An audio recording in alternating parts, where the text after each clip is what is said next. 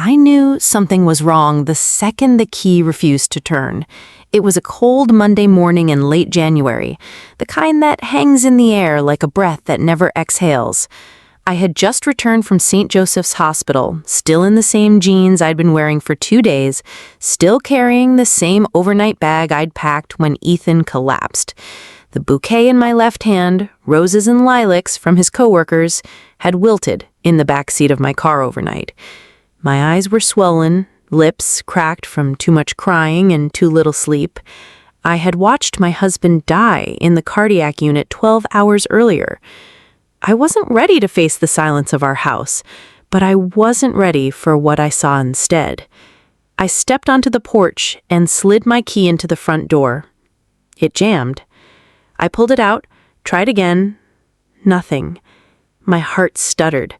I checked the spare, the one hidden behind the loose porch stone. Still no luck. It was like the lock had forgotten me, or worse, rejected me. That's when I noticed the curtains. The white linen ones I'd hemmed myself were gone, replaced by thick velvet panels in a garish floral print I'd never seen before. My stomach dropped. I peered closer through the narrow slit between fabric and wall, squinting against the morning glare. Inside, the living room was cluttered with boxes, cardboard towers where there should have been clean space. A pink velvet pillow sat on my reading chair, a floral teacup on the coffee table. And then I saw her, Diana, my mother-in-law, wearing a navy cardigan and a smile that sent ice crawling down my spine. She was sipping tea, my tea, from the wedding china Ethan and I had saved for 3 years to buy. Across from her, casually tossing throw blankets into a basket, was Jocelyn, Ethan's younger sister. They were laughing, moving in like I didn't exist, like Ethan hadn't died the night before. I knocked, no answer. I knocked again, louder this time, fists trembling, throat raw. After what felt like forever, the door cracked open. Diana's figure filled the frame, composed and calm, her arms folded tightly across her chest like she'd been preparing for this moment for years. "Rachel," she said, tilting her head, "didn't expect you so soon. What's going on?" My voice shook. "Why can't I open the door?" She leaned against the frame, perfectly poised. "Because, dear, you don't live here anymore." My mouth opened, but no sound came. I blinked at her, sure I'd misheard. "Excuse me?" Diana's smile didn't waver.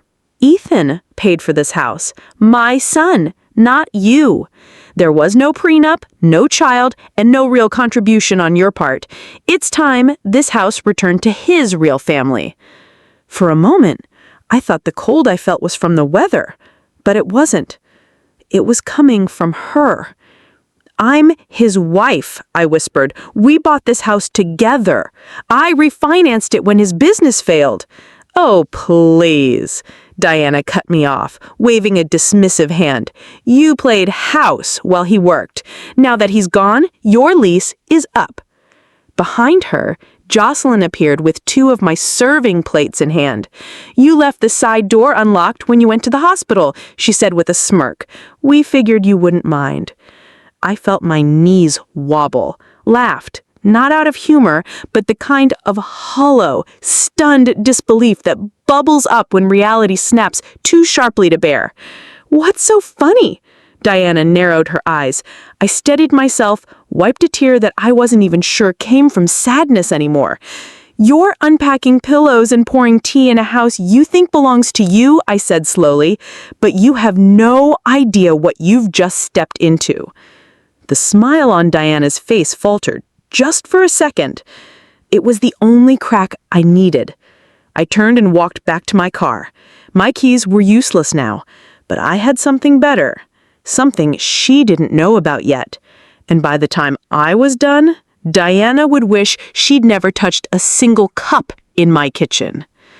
2 years earlier, almost to the day, I sat at the edge of our front porch, this very porch, watching Ethan run his hands through his hair in frustration.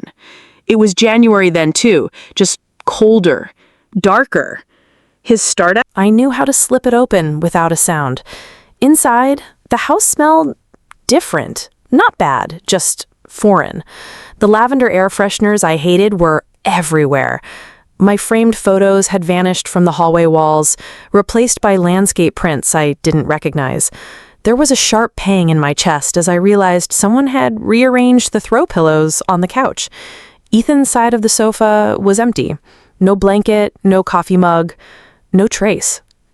I didn't have time to mourn. I moved quickly. Ethan's office was tucked in the back of the house between the guest room and the laundry, a small windowless room filled with wires, books, and the smell of his cologne. Diana hated that space. She called it a digital junkyard. That's why I figured she wouldn't touch it. I was right. The room was just as he left it. Chaotic, overly organized in that way only he understood. Papers stacked into columns, receipts half-sorted, USBs labeled in his neat, all-capital handwriting.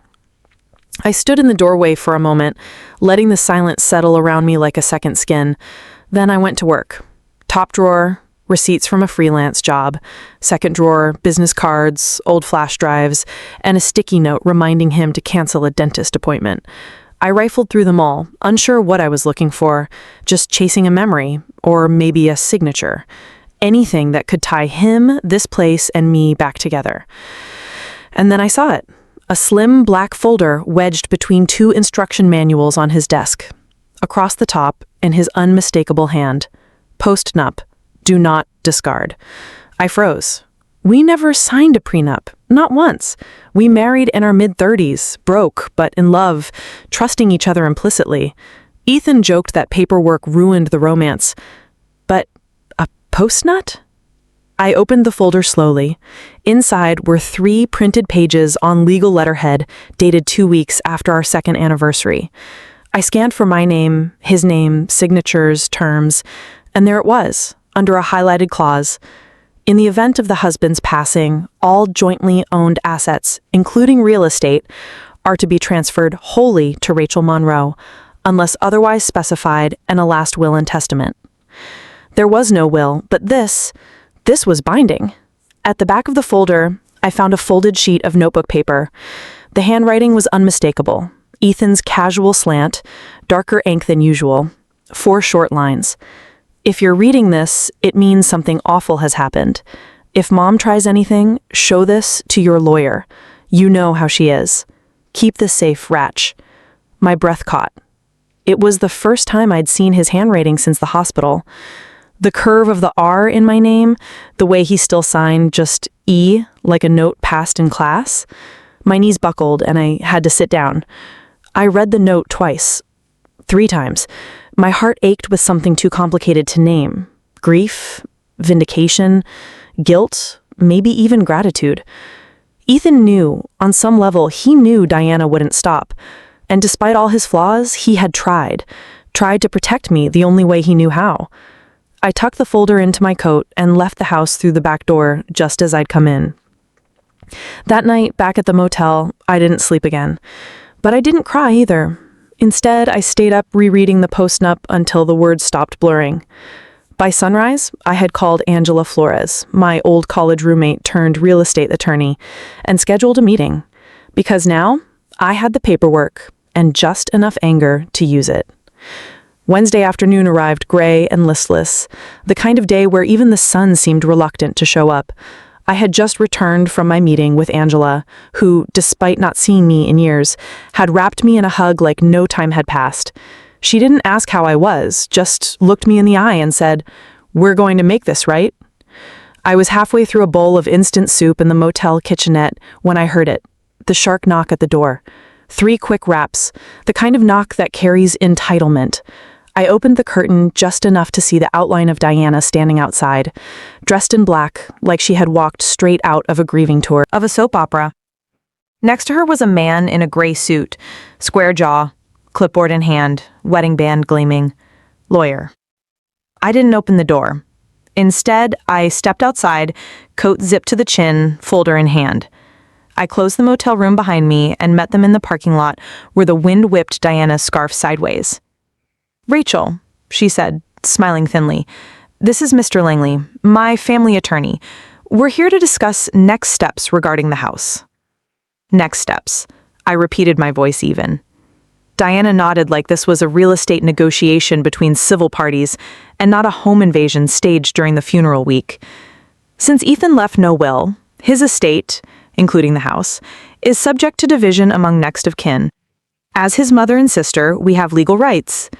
I'm his wife, I said, the only legal spouse. Mr. Langley cleared his throat, already uncomfortable. What Mrs. Monroe means is that without a clear testamentary directive, probate law permits certain— I'm so glad you're both here, I interrupted, calm but firm. Saves me a trip to your office. I held up the black folder.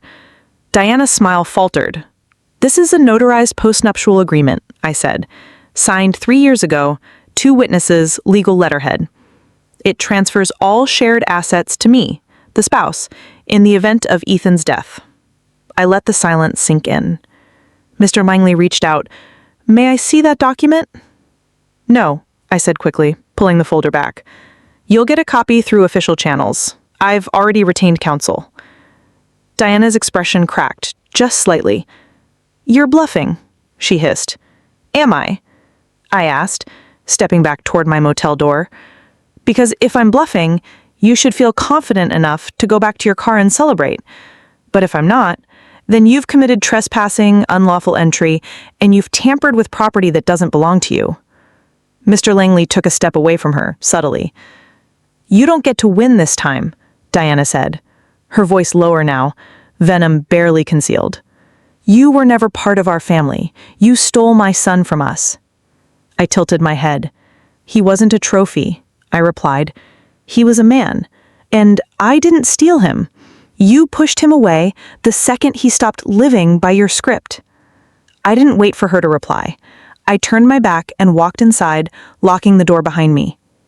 From the window, I watched them stand in silence for a few seconds before Diana spun around, climbing into the passenger seat like a queen in retreat.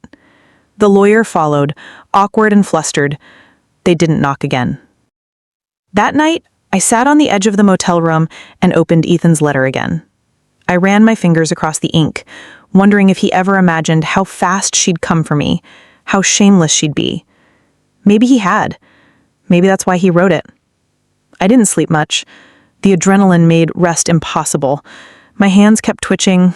My breath came in shallow bursts. But something inside me had shifted.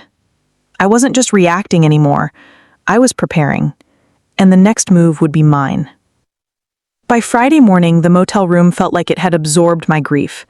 The air was thick with damp coffee grounds and unopened envelopes. I was sitting at the small fold-out table, trying to focus on sorting the funeral arrangements again. Music, eulogy, seating plan, when I noticed the envelope. No stamp, no return address, just slid under the door sometime during the night. I stared at it for a long time before picking it up. Inside was a neatly typed document from the Chatham County Probate Court. The letterhead was crisp, the ink fresh. My name was printed in bold near the top. Rachel Monroe, Respondent. My pulse jumped. To whom it concern, this court has received a formal petition filed by Mrs. Diana Monroe, mother of the late Ethan Monroe, challenging the validity of the property transfer and postnuptial agreement dated June 5th, 3 years prior. The petitioner alleges that undue influence, mental distress, and coercion may have impacted the decisions of Mr. Monroe in the months preceding his death. I stopped reading. She was accusing me of manipulating him, of controlling him. He was weak, of exploiting the man I loved in order to steal his house. I dropped the letter on the table like it burned my skin. The rage that fretted me was slow and hot, like molasses over flame. Not explosive, not even loud, just steady, just final. I picked up my phone and called Angela. I figured you'd call, she said, before I could say anything.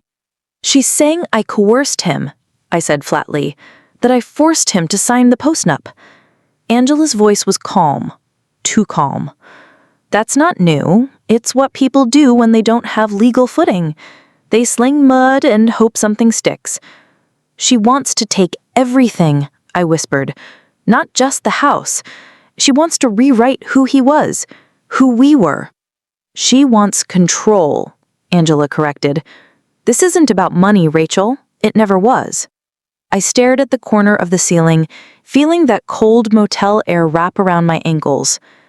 I want to fight her, I said. Not just stop her. I want to destroy her. Angela paused. Then her tone shifted. Steel under velvet. Good.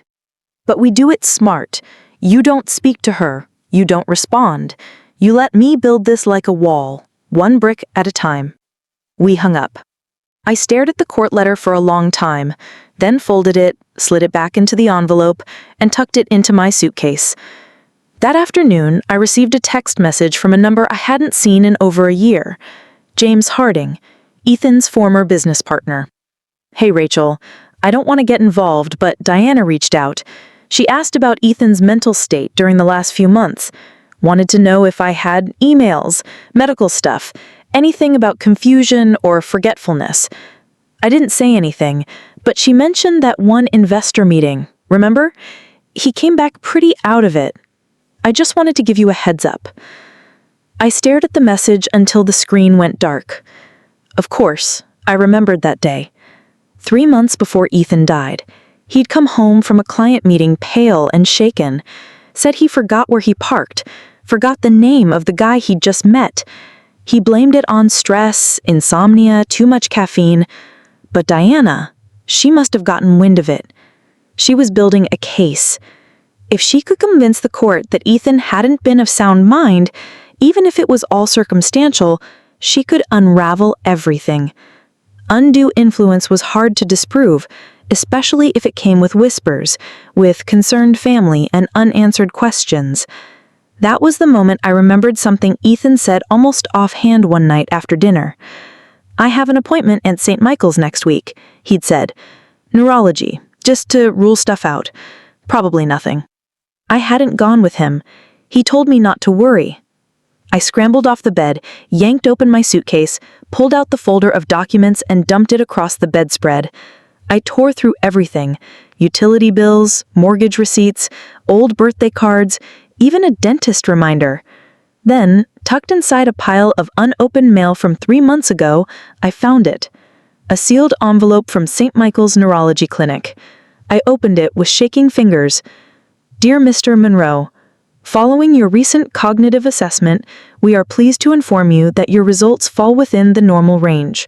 No signs of early cognitive decline were detected. I read it 3 times before I finally let out the breath I'd been holding for a week. He had been okay, and now I had proof. Monday morning, 1 week since Ethan died, 5 days since Diana filed the petition, 72 hours since I found the neurologist's letter that would change everything. The courthouse on Montgomery Street was cold, even in spring. Steel benches, marble floors, that sterile echo of shoes clicking, paper shuffling, and whispered accusations. Angela met me on the steps, hair in a tight bun, folder in hand, eyes sharp. Ready? She asked softly. I am, I said. And I was, for the first time in days. I stood with both feet grounded. Inside the courtroom, wasn't full, just a scattering of people. Diana in the front row, dressed in funereal black lace, her posture immaculate, a tissue already clutched like a prop. Jocelyn sat beside her, head bowed, while he was weak, of exploiting the man I loved in order to steal his house. I dropped the letter on the table like it burned my skin. The rage that flooded me was slow and hot, like molasses over flame. Not explosive, not even loud, just steady, just final. I picked up my phone and called Angela. I figured you'd call, she said before I could say anything. She's saying I coerced him, I said flatly. That I forced him to sign the postnup? Angela's voice was calm. Too calm. That's not new. It's what people do when they don't have legal footing.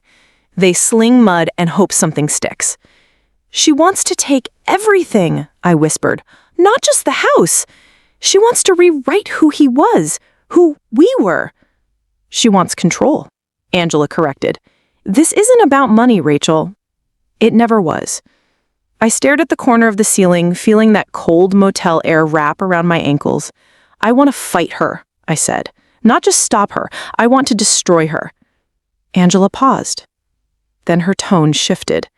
Steel under velvet. Good. But we do it smart.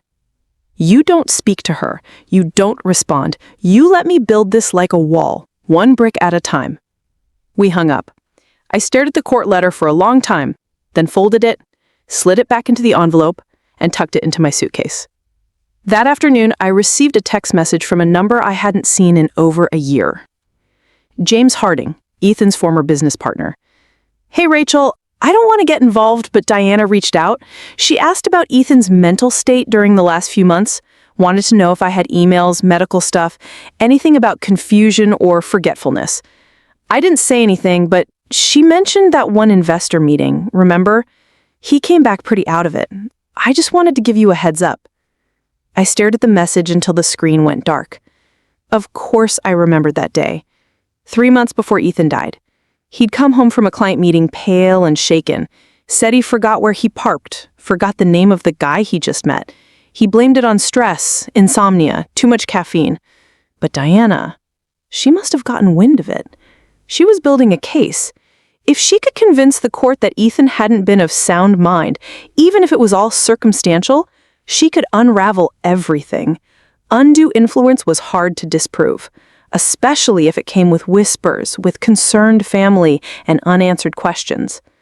That was the moment I remembered something Ethan said almost offhand one night after dinner. I have an appointment at St. Michael's next week, he'd said. Neurology, just to rule stuff out. Probably nothing. I hadn't gone with him. He told me not to worry. I scrambled off the bed, yanked open my suitcase, pulled out the folder of documents, and dumped it across the bedspread. I tore through everything. Utility bills, mortgage receipts, old birthday cards, even a dentist reminder. Then, tucked inside a pile of unopened mail from 3 months ago, I found it. A sealed envelope from St. Michael's Neurology Clinic. I opened it with shaking fingers. Dear Mr. Monroe, following your recent cognitive assessment, we are pleased to inform you that your results fall within the normal range. No signs of early cognitive decline were detected. I read it 3 times before I finally let out the breath I'd been holding for a week. He had been okay, and now I had proof. Monday morning, 1 week since Ethan died. 5 days since Diana filed the petition. 72 hours since I found the neurologist's letter that would change everything. The courthouse on Montgomery Street was cold even in spring. Steel benches, marble floors, that sterile echo of shoes clicking, paper shuffling, and whispered accusations. Angela met me on the steps, hair in a tight bun, folder in hand, eyes sharp. Ready? She asked softly. I am, I said, and I was for the first time in days. I stood with both feet grounded. Inside the courtroom wasn't full, just a scattering of people. Diana in the front row, dressed in funeral black lace, her posture immaculate, a tissue already clutched, like a prop. Jocelyn sat beside her, head bowed, the perfect daughter in mourning. On their side, Mr. Langley, the same man with the clipboard from the motel. I didn't look at them, Angela. And I sat at the respondents' table. My hands trembled under the surface, but I kept my back straight. I wasn't here to beg. I was here to protect what Ethan and I had built. The judge, a woman in her 60s with silver glasses and tired eyes, called the session to order. Mr. Langley went first. His voice was careful, gentle, designed to paint Diana as a concerned mother, not a bitter one. He spoke of Ethan's sudden demise, of unanswered questions, of documents signed during times of emotional vulnerability. He avoided the word coercion, but let it hover in the air like smoke. Diana cried once, right on cue. Angela stood slowly when it was our turn. She didn't perform. She didn't raise her voice. She simply laid down the facts like cards in a poker game. The notarized post-nup, the house deed in my name, the mortgage payments made exclusively from my account, and finally the letter from St. Michael's Neurology, signed, dated, sealed. Angela handed the copy to the judge, and said one sentence that quieted the entire room. This is dated 3 months before Mr. Monroe's death and confirms his full mental capacity. Mr. Langley stammered, tried to pivot. Even so, Your Honor, we must consider the emotional dynamics. Do you have documentation? The judge asked flatly. Medical records? Testimony from a licensed physician? Any evidence of diminished capacity? He faltered. No, Your Honor. Then I see no grounds, the judge said, already writing. The postnuptial agreement is legally binding. The deed is in Mrs. Monroe's name. This house legally belongs to her. Case dismissed. Just like that, the gavel came down like thunder in my ears. I didn't cheer, I didn't smile. I just exhaled long, slow, and silent. The kind of breath you don't realize you've been holding until you finally let it go. Outside the courthouse, the sky was a deep blue. Birds chirped in the oak trees like nothing had happened at all. I didn't expect her to follow me, but she did. Diana caught up on the courthouse steps, heels clicking like gunshots on stone. You may have won the house, she said, voice like glass, but you'll never erase me. I'm his mother. I turned slowly. You already erased yourself, I said. She blinked. What? You erased yourself the moment you tried to rewrite who he was. The moment you broke into our home, stole his things, lied under oath. Ethan knew who you were, Diana. That's why he wrote the letter. That's why he signed the postnup. Her face cracked. Not much, but enough. I leaned in. And if you come near me again, I won't need a courtroom to protect myself. I've already filed the restraining order. She stepped back. You can't keep me from his funeral, she hissed. I already did, I replied, without raising my voice. I called the funeral home the morning after you changed the locks. Your name is off the list. If you show up, they'll escort you out. Her mouth twisted. You vindictive little... No, I said, cutting her off. I'm not vindictive. I'm free. And I walked away, head high, not once looking back. The chapel smelled like lilies in cedar polish. It was Tuesday, exactly 1 week after Ethan's heart gave out. The service had been scheduled for noon, but by 11:15 the pews were already filling. Friends, neighbors, a few of Ethan's old clients. Some had driven in from Atlanta, others from Charleston. Many hadn't seen us in years. I'm so sorry, they whispered as they hugged me. He loved you so much. He always talked about your garden plans. He said you were the only calm he ever knew. I nodded, smiled softly, swallowed words I couldn't afford to speak. Angela arrived just before 11:30 and sat quietly near the front, not as my attorney today, but as a friend. She didn't say anything. She didn't need to. The musicians tuned quietly in the corner. The minister stood near the altar, flipping through notes. The urn sat on a small table, wrapped in blue velvet, Ethan's favorite color. I'd chosen it myself. And then I saw them. 2 silhouettes slipping into the back pew, barely noticeable if you weren't looking, but I was. Diana, Jocelyn, dressed in black, perfectly coordinating, hair pinned, veils, subtle but unmistakable, mourning clothes, theater costumes, masks. They weren't on the guest list. I'd made sure of that. The funeral home had assured me they would be stopped at the door, but someone must have looked away at the wrong moment, and now there they were, pretending to belong. I stood frozen for a moment, staring across the chapel. My breath caught, my heart pounded, not from grief, but fury. I had buried Ethan once already. I would not let them dig him up for show.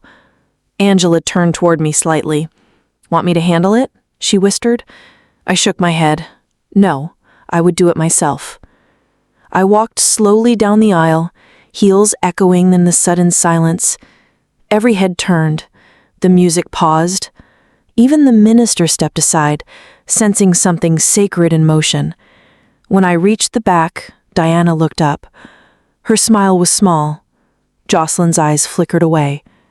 You're not supposed to be here, I said quietly. "We're not leaving," Diana replied, voice low and proud.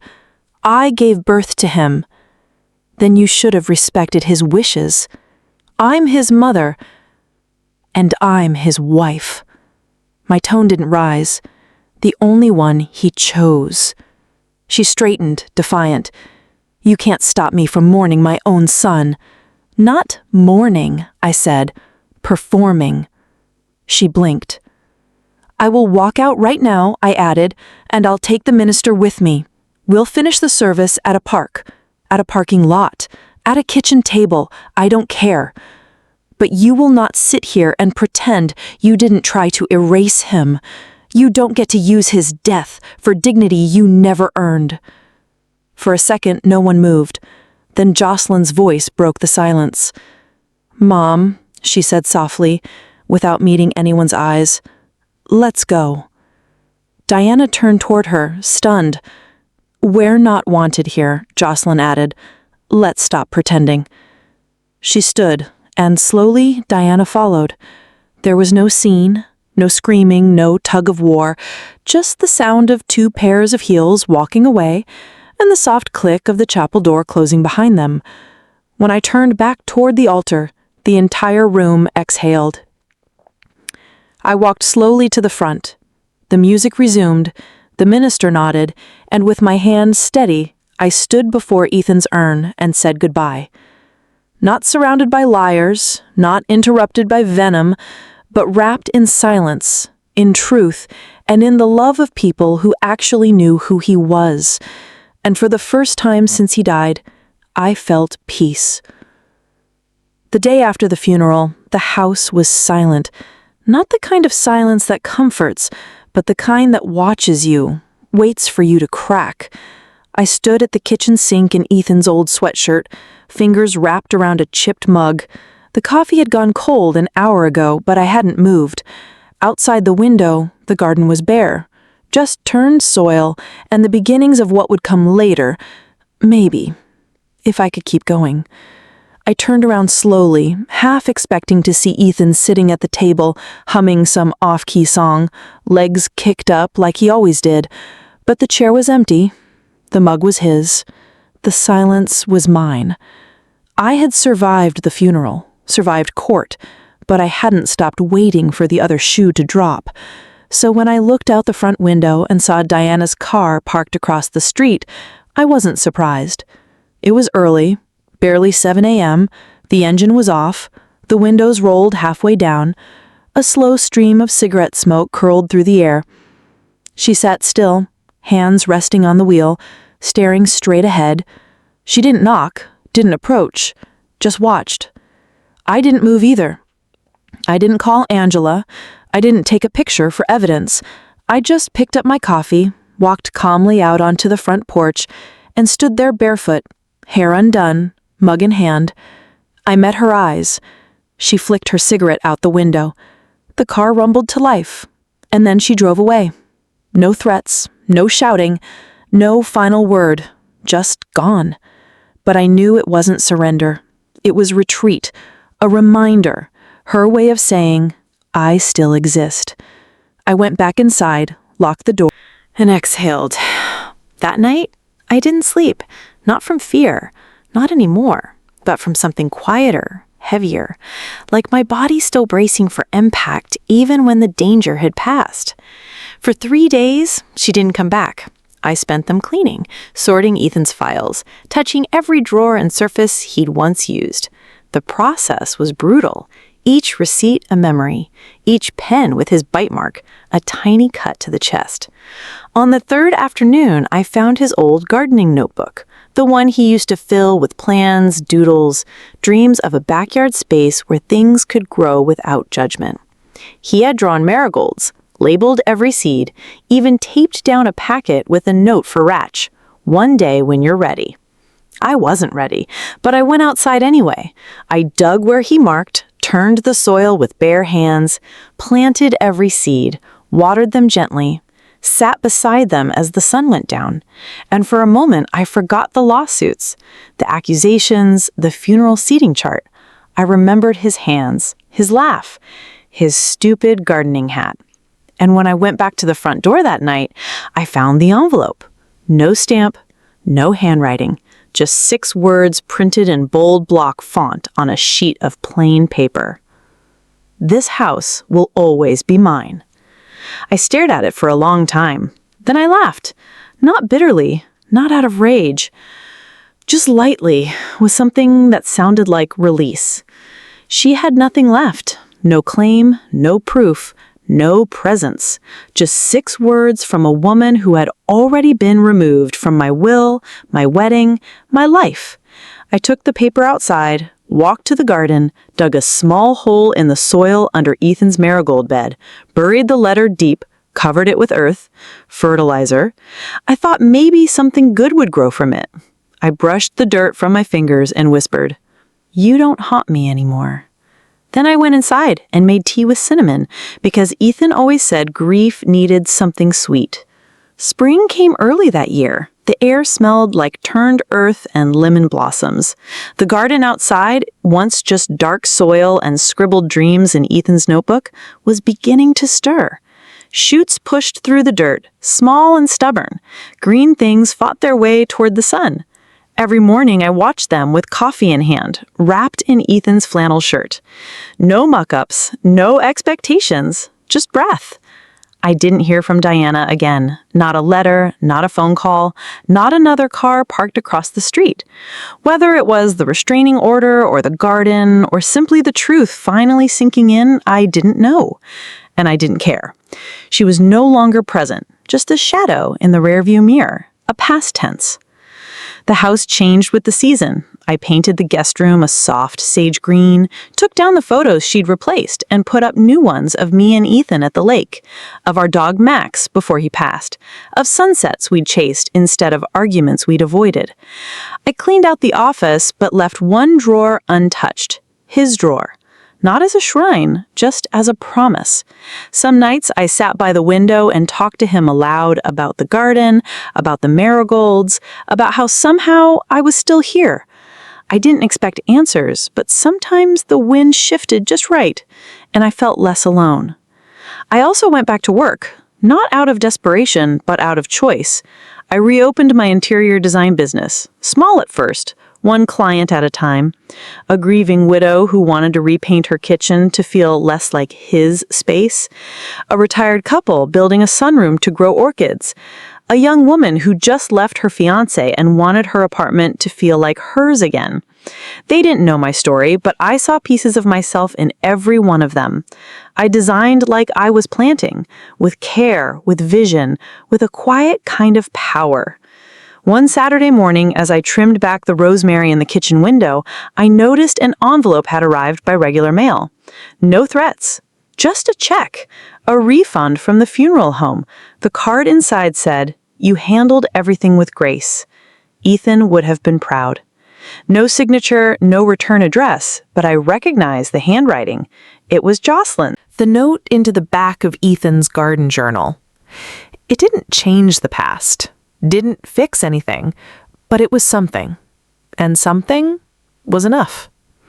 By early summer, the marigolds bloomed in full, a burst of gold and orange, so bright they almost looked like fire.